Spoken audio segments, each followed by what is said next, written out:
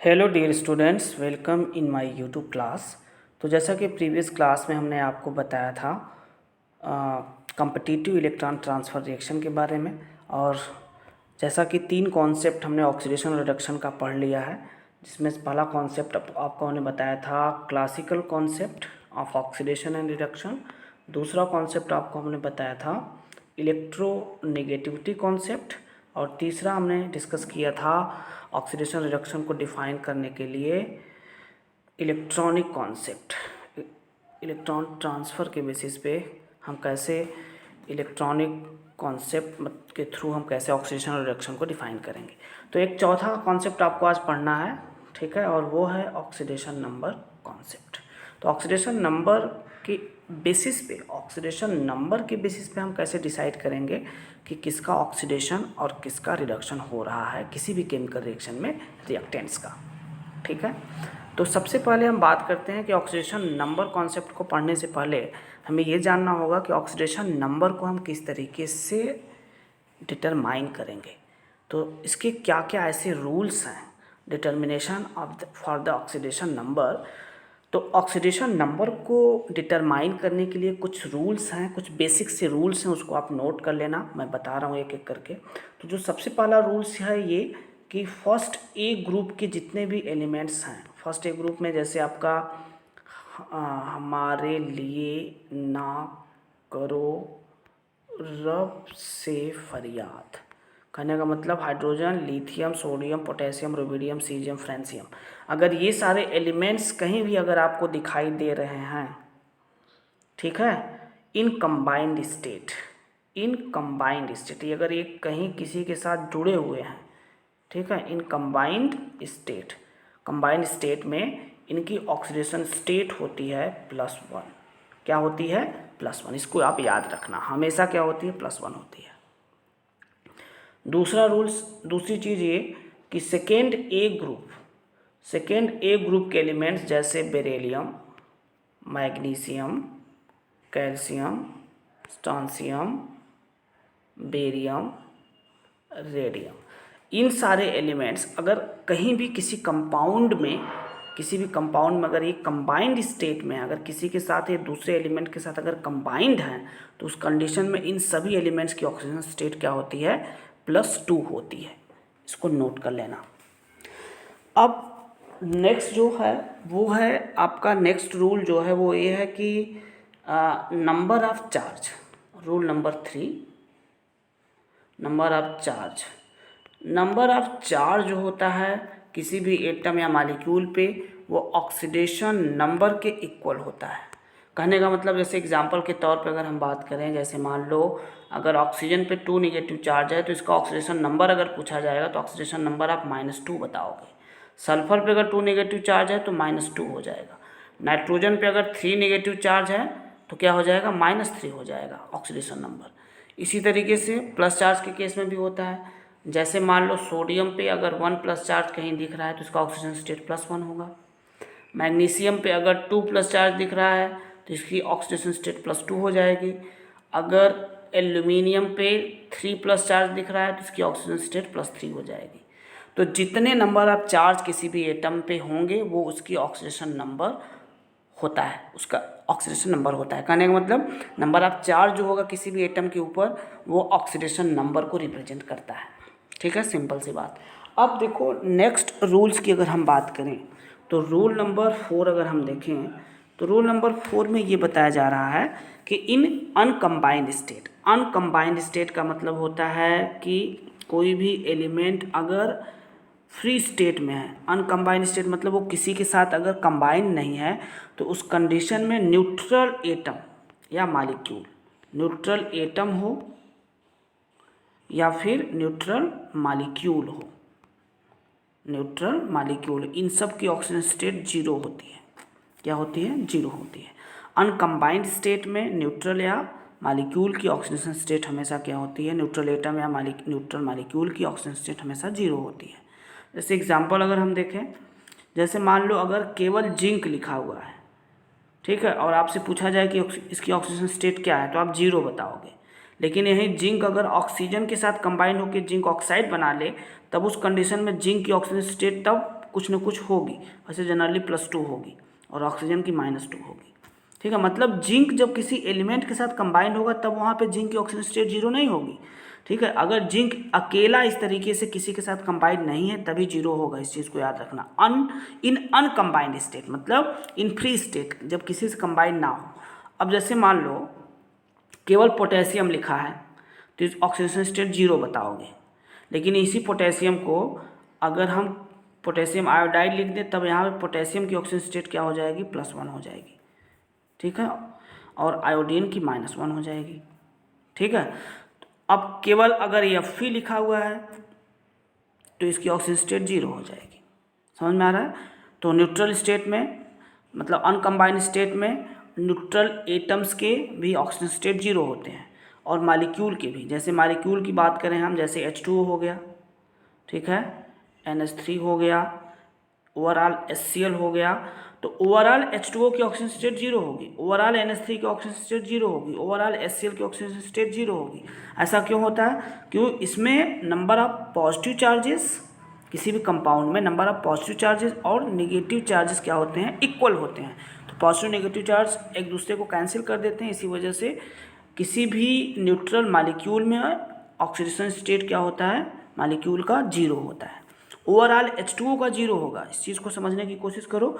Overall H2O का oxidation state 0 होगा, लेकिन अगर आपसे वाटर में हाइड्रोजन का पूछेगा, जैसे वाटर में ऑक्सीजन का पूछेगा तो -2 बताओगे, हाइड्रोजन का पूछेगा तो +1 बताओगे। किसी पर्टिकुलर एक एलिमेंट का अगर पूछेगा तब तो उसका ऑक्सीडेशन स्टेट होगा, लेकिन ओवरऑल H2O का अगर पूछा जाएगा तो उसका ऑक्सीजन स्टेट आप 0 बताओगे।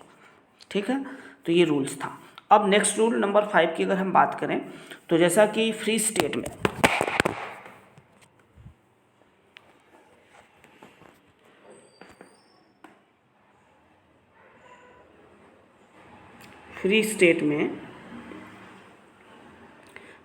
में अगर कोई भी मॉलिक्यूल फॉर्म हो रहा है सेम काइंड ऑफ एलिमेंट से, मतलब कोई भी मॉलिक्यूल अगर सेम टाइप के सेम काइंड ऑफ एटम से मिलकर बना हुआ है और वो अगर मॉलिक्यूल फ्री स्टेट में या अनकम्बाइंड स्टेट में है तो उसकी ऑक्सीजन स्टेट 0 होती है। जैसे सेम काइंड ऑफ एलिमेंट से मिलकर बना हुआ एलिमेंट, जैसे H2 हो गया। H2 कैसे बना है? दोनों इसमें 2 हाइड्रोजन एटम से मिलकर ये बना है, दोनों हाइड्रोजन सेम एलिमेंट्स हैं। जैसे Cl2 हो गया, Cl2 भी दो Cl atom same Cl atom से कंबाइंड होकर बना है। तो अनकम्बाइंड स्टेट में H2 0 होगा, Cl2 भी अनकम्बाइंड स्टेट में 0 होगा।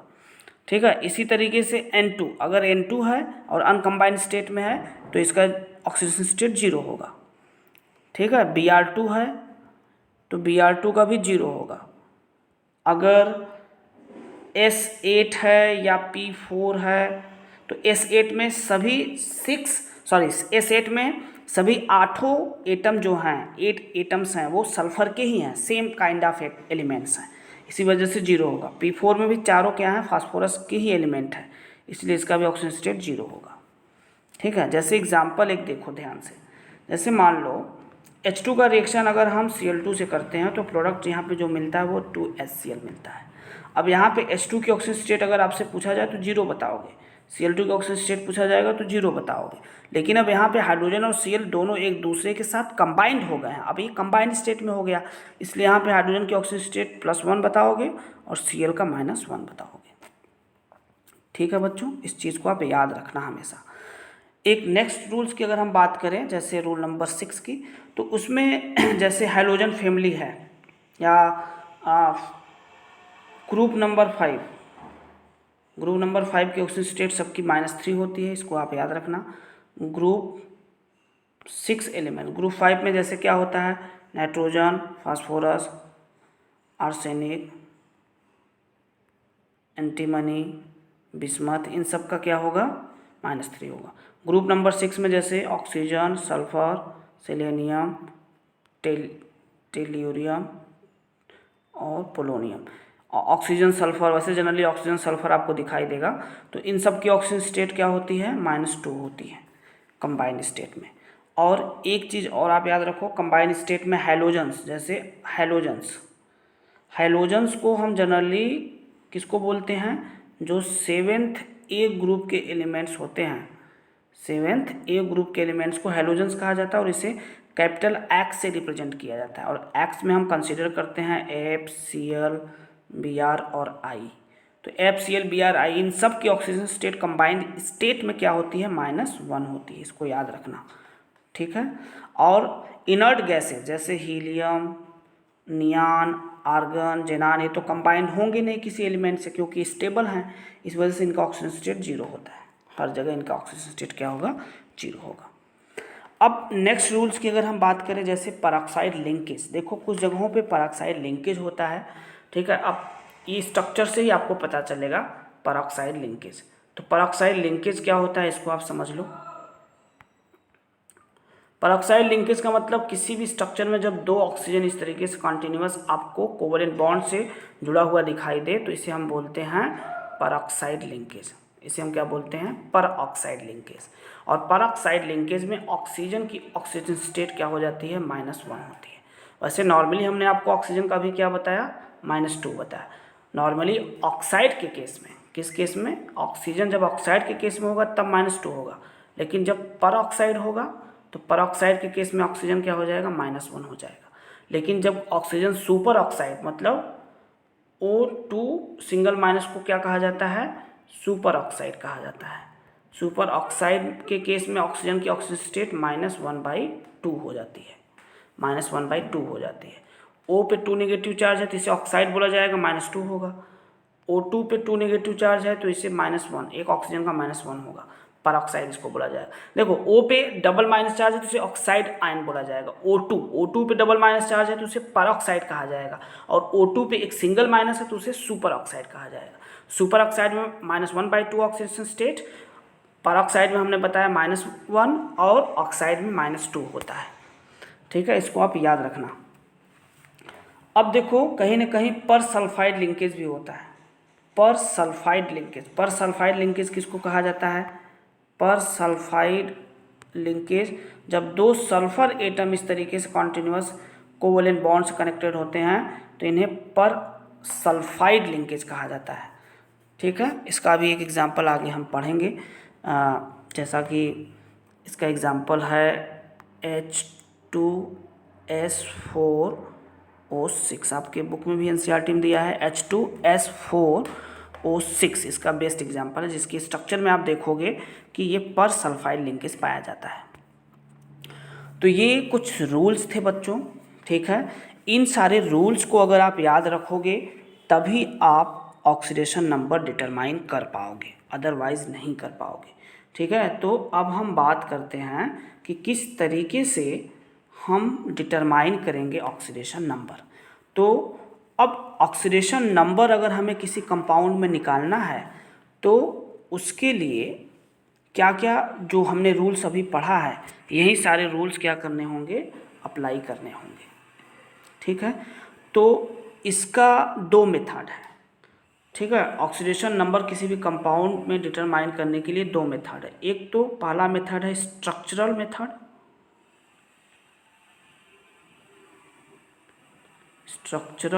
है, और दूसरा मेथड है फार्मूला मेथड या फार्मूला कॉन्सेप्ट जिसको बोला जाता है।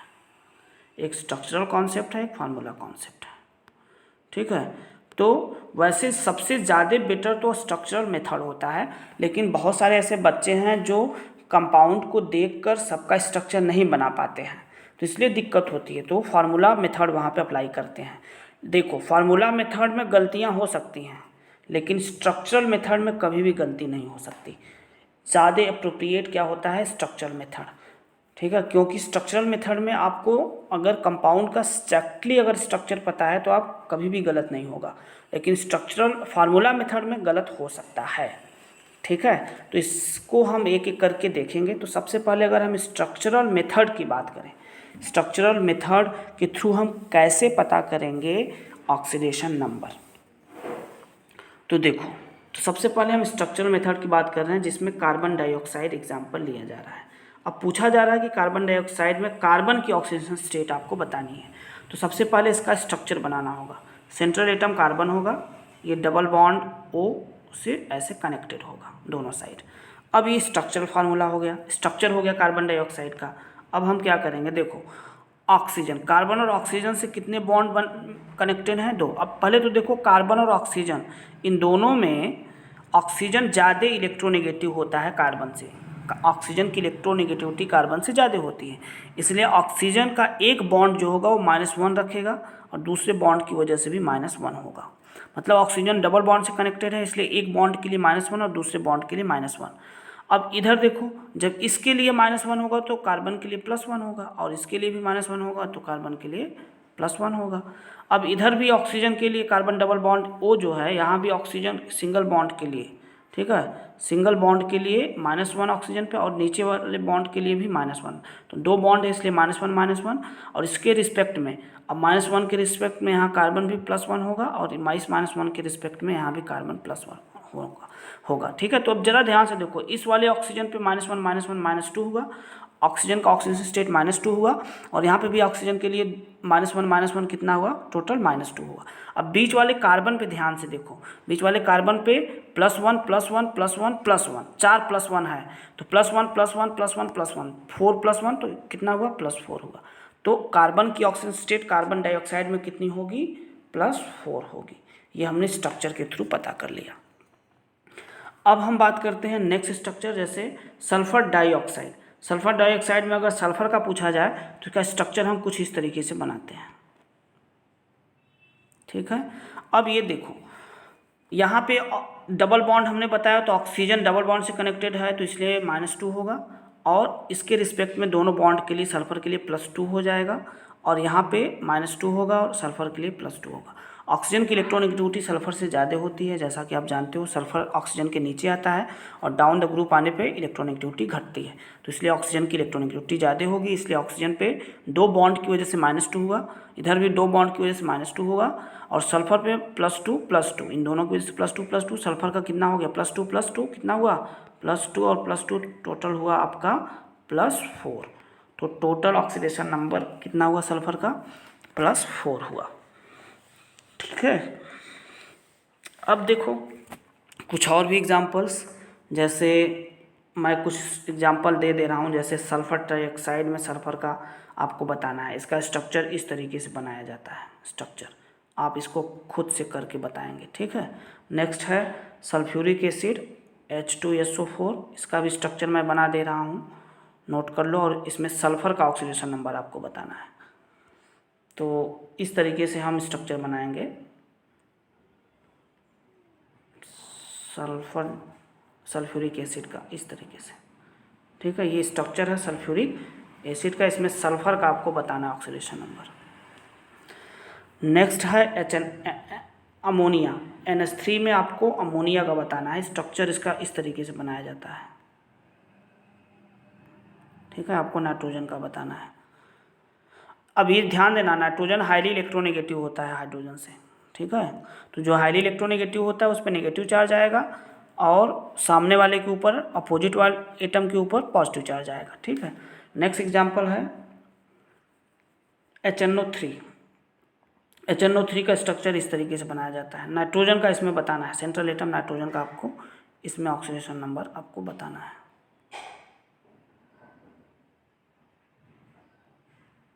ये है HNO3 का स्ट्रक्चर, इसमें नाइट्रोजन का बताना है आपको। ठीक है, नेक्स्ट है H2O, नेक्स्ट है आपका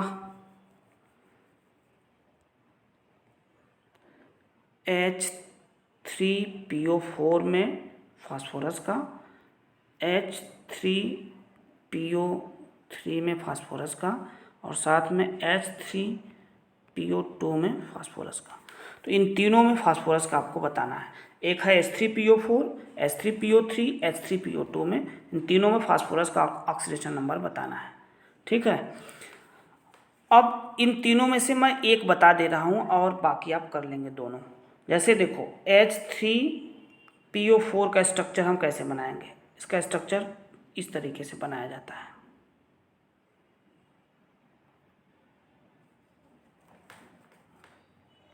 ये है आपका स्ट्रक्चर। अब जरा देखो, यहाँ पे इस फास्फोरस ऑक्सीजन के बीच में सिंगल बॉन्ड है, तो ऑक्सीजन पे -1 होगा तो इस फास्फोरस पे +1 होगा, यहाँ भी ऑक्सीजन में -1 होगा तो फास्फोरस पे +1 होगा। और यहाँ पे भी ऑक्सीजन सिंगल बॉन्ड से कनेक्टेड है फास्फोरस से, तो ऑक्सीजन पे -1 होगा, तो यहाँ पे इसके लिए +1 होगा।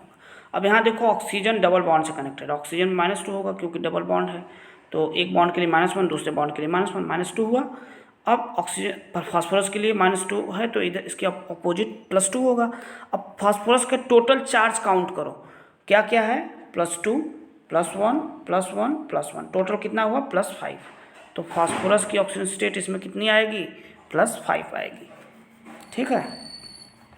अब इसी तरीके से H3PO3 का स्ट्रक्चर जब बनाया जाएगा तो इस तरीके से P double bond O OH OH और H, ये स्ट्रक्चर है। इसमें फास्फोरस का आपको बताना है। बस एक याद ध्यान रखना एक बात कि यहाँ पे हाइड्रोजन और फास्फोरस इन दोनों में फास्फोरस ज़्यादा इलेक्ट्रोनेगेटिव होगा, तो इसलिए फास्फोरस पे -1 होगा, तो हाइड्रोजन पे यहाँ +1 होगा। अब यहाँ ऑक्सीजन ज़्यादा इलेक्ट्रोनेगेटिव है, इसलिए ऑक्सीजन पे -1 होगा, तो यहाँ पे +1 होगा। और इस ऑक्सीजन पे -1 होगा तो यहाँ पे +1 होगा। ऑक्सीजन में -2 होगा तो यहाँ पे +2 होगा। अब यहाँ पे देखो फास्फोरस पे एक -1 है, दूसरा +1 और +2 है, तो ये एक -1 एक +1 को कैंसिल कर देगा, तो क्या बचा, +2 +1 बचा। तो +2 और +1 कितना हुआ, +2 +1 +3 हुआ। तो इस केस में फास्फोरस की ऑक्सीजन स्टेट क्या होगी, +3 होगी, इसको याद रखना। अब नेक्स्ट है H3PO2, इसका स्ट्रक्चर इस तरीके से बनाया जाता है। ठीक है, तो इसमें आप फास्फोरस का निकालेंगे कितना आ रहा है। ठीक है, अब देखो बच्चों, ये स्ट्रक्चरल मेथड था, कुछ एग्जांपल्स हमने देखा, और भी कुछ एग्जांपल्स हैं। जैसे अब हम बात करते हैं कुछ और अदर एग्जांपल्स की, जैसे H2S4O6, इसका स्ट्रक्चर देखो इस तरीके से बनाया जाता है। इसमें 4 सल्फर को इस तरीके से कनेक्ट कर दिया जाता है, और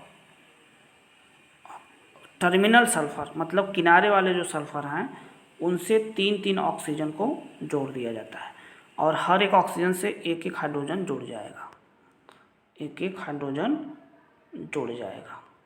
ठीक है, अब ज़रा ध्यान से देखो, ये जो लिंकेज है इसे हम पर सल्फाइड लिंकेज बोलेंगे, पर सल्फाइड लिंकेज। अब इसकी ऑक्सीडेशन नंबर हम कैसे निकालेंगे, इसमें आपको सल्फर का ऑक्सीडेशन नंबर निकालना है। तो सल्फर का ऑक्सीडेशन नंबर निकालने के लिए चारों सल्फर पे आपको निकालना होगा। तो ज़रा ध्यान से देखो क्या होगा, इस सल्फर के लिए अगर निकालेंगे इस वाले के लिए, तो इस ऑक्सीजन की वजह से -1 तो इस पर +1, इस पे -1 तो इस पे +1, इस ऑक्सीजन पे -1 तो इस पे +1। अब देखो ये सल्फर और ये सल्फर, ये दोनों सल्फर क्या हैं, सेम है, तो इसलिए यहाँ पे कोई भी ऑक्सीडेशन स्टेट नहीं होगी, कोई भी ऑक्सीडेशन स्टेट क्या होगी आपकी नहीं होगी। तो यहाँ पे सल्फर पे हम टोटल चार्ज काउंट करेंगे तो कितना आएगा,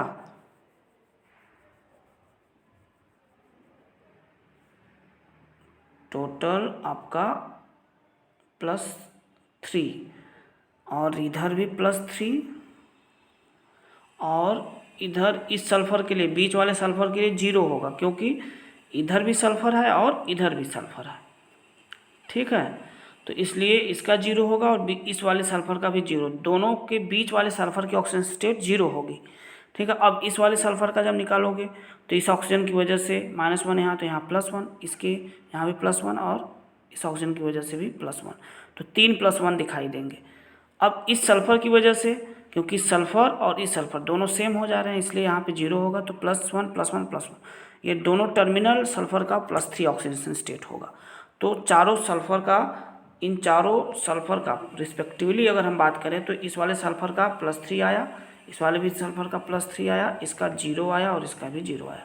तो ये ऑक्सीडेशन नंबर पर्टिकुलर सल्फर का एक एक करके है, +3 0 0 +3। लेकिन एवरेज अगर निकालोगे इन चारों का, तो एवरेज ऑक्सीडेशन नंबर अगर निकालोगे सल्फर का, तो average oxidation number of sulphur क्या हो जाएगा, +3 +0 +0 +3 डिवाइडेड बाई 4, तो क्या हो जाएगा +6/4, क्या हो जाएगा आपका +3/2। मतलब एवरेज ऑक्सीडेशन स्टेट अगर हम देखेंगे तो यहाँ पे in the case of H2 H4O6 में सल्फर की एवरेज ऑक्सीडेशन स्टेट क्या होगी, +3/2 होगी। इसको याद रखना, एवरेज ऑक्सीडेशन स्टेट अगर पूछेगा सल्फर का तो +3/2, और ऑक्सीडेशन नंबर पूछेगा तो क्या बताओगे, +3 0, दूसरे वाले सल्फर का पहले वाले का +3, दूसरे वाले का 0, तीसरे वाले का भी 0 और चौथे वाले का भी +3, ऐसे बताओगे। ठीक है। अब देखो, अब नेक्स्ट है आपका Br3O8।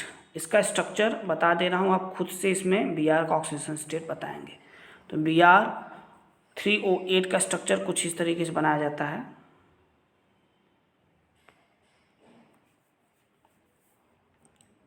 Br3O8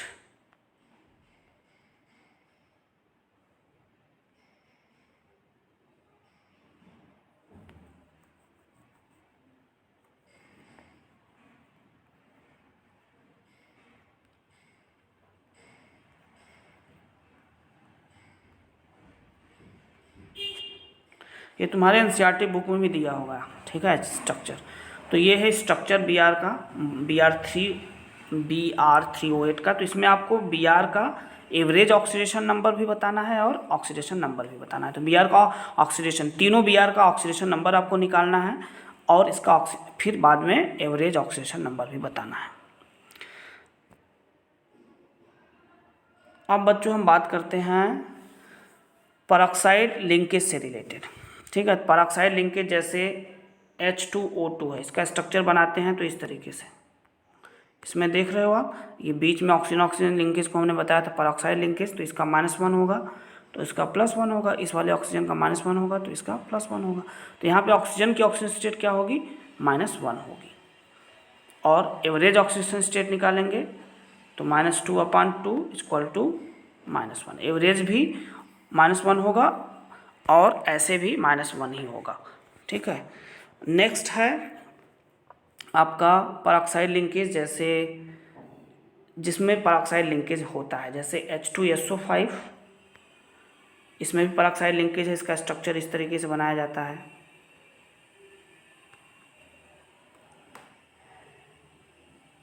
H2SO5 का स्ट्रक्चर इस तरीके से बनाया जाता है।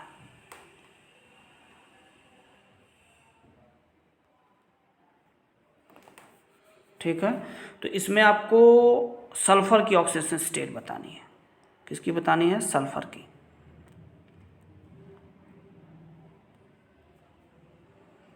ठीक है। तो सल्फर की ऑक्सीजन वैसे देख लो, यहाँ पे ऑक्सीजन पे -2 होगा तो यहाँ +2 होगा, यहाँ पे -1 होगा तो +1 होगा, यहाँ पे -1 होगा तो +1 होगा। अब इस ऑक्सीजन के लिए देखो, इस ऑक्सीजन पे परऑक्साइड लिंकेज है तो जाहिर सी बात है -1 होगा, तो -1 होगा तो इसके लिए +1 होगा। ठीक है। तो यहाँ पे सल्फर की ऑक्सीडेशन स्टेट जब आप निकालोगे तो यहाँ पे सल्फर की ऑक्सीजन स्टेट क्या मिलेगी आपको, +5 मिलेगा।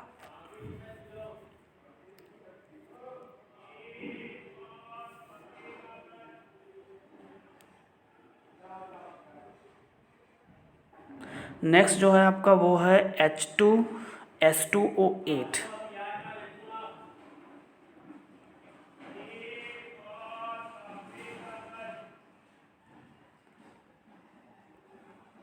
H2S2O8। H2S2O8 में देखो, H2S2O8 में भी यहाँ पर ऑक्साइड लिंकेज होता है। इसका स्ट्रक्चर बना दे रहा हूँ, खुद से कर लेंगे। H2S2O8 ये है स्ट्रक्चर। H2S2O8 यहाँ बीच में ये है परऑक्साइड लिंकेज। ठीक है। तो परऑक्साइड वाले ऑक्सीजन का -1 होगा और बाकी ऑक्सीजन का -2 होगा। ठीक है, इसको याद रखना।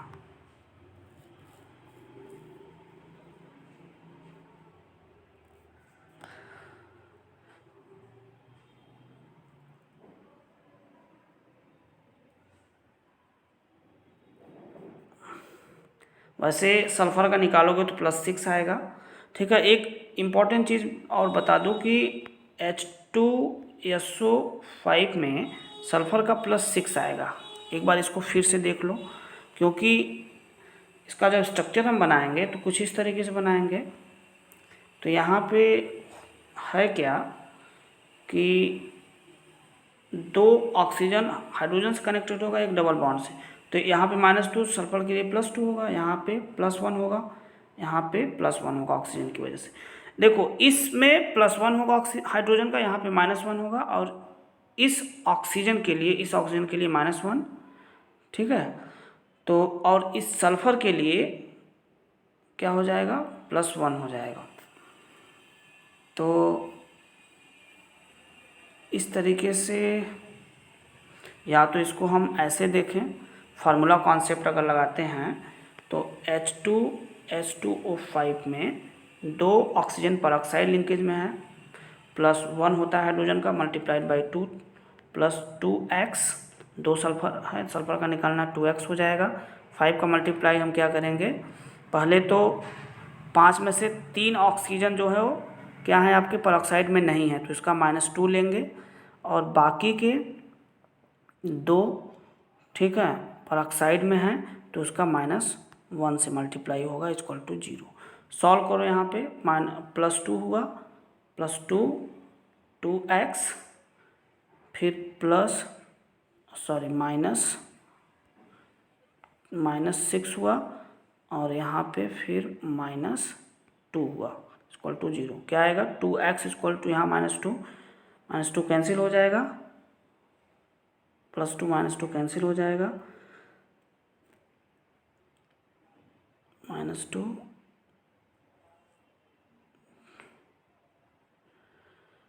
तो 2x =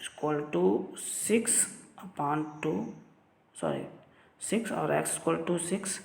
ये कुछ मिस्टेक आ रहा है, इसको हम नेक्स्ट क्लास में देखेंगे, ठीक है।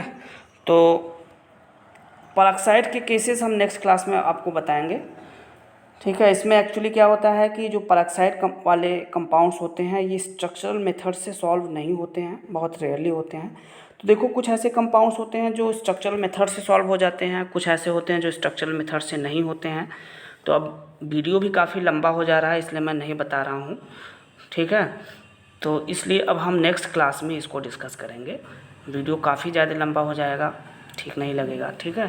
तो अब परऑक्साइड वाले केसेस और ऑक्सीडेशन नंबर कैसे निकाला जाता है, ठीक है। ऑक्सीडेशन नंबर के बेसिस पे हम किस तरीके से ऑक्सीडेशन और रिडक्शन को डिफाइन करेंगे। जैसे ये वाला जो टॉपिक है ऑक्सीडेशन और रिडक्शन को ऑक्सीडेशन नंबर के बेसिस पे कैसे डिफाइन करना है, इसको भी हम नेक्स्ट क्लास में देखेंगे, ठीक है। तो आज की क्लास के लिए इतना ही, ठीक है। काफ़ी लंबा वीडियो हो रहा है, इसलिए मैं नहीं बता रहा हूँ। नेक्स्ट क्लास में ज़रूर हम ऑक्सीडेशन रिडक्शन को बताएंगे, ऑक्सीडेशन नंबर के बेसिस पे कैसे डिफाइन किया गया, और साथ में परऑक्साइड लिंकेज वाले जो कंपाउंड्स हैं, परऑक्साइड लिंकेज वाले जो कंपाउंड्स हैं उनमें किस तरीके से हम ऑक्सीडेशन नंबर निकालेंगे उसको हम डिस्कस करेंगे, ठीक है। और साथ में फिर नेक्स्ट क्लास में हम आपको बताएंगे फार्मूला कॉन्सेप्ट के थ्रू हम किस तरीके से ऑक्सीडेशन नंबर डिटरमाइन करते हैं। तो ओके बच्चों, आज की क्लास के लिए इतना ही। Okay, thank you for watching this video. Okay, have a good day.